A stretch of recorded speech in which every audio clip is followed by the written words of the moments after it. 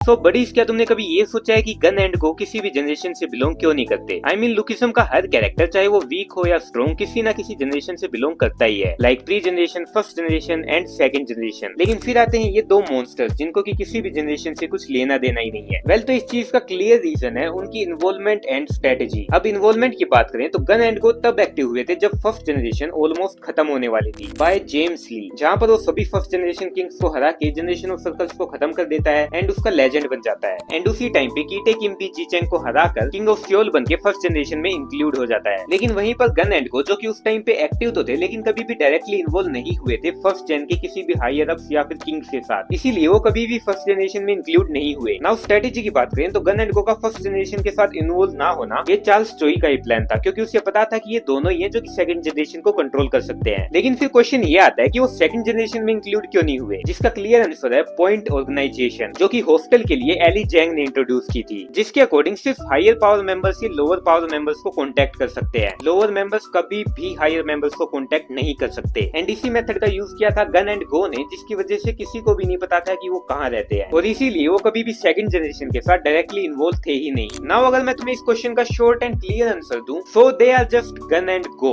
Lookism के वो गॉटेड characters जो कि किसी जनरेशन की वजह से नहीं बल्कि एक जनरेशन इनकी वजह से एग्जिस्ट करती है। और अगर ऐसा ही और गॉटेड कंटेंट देखना चाहते हो तो जल्दी से चैनल को सब्सक्राइब कर लो।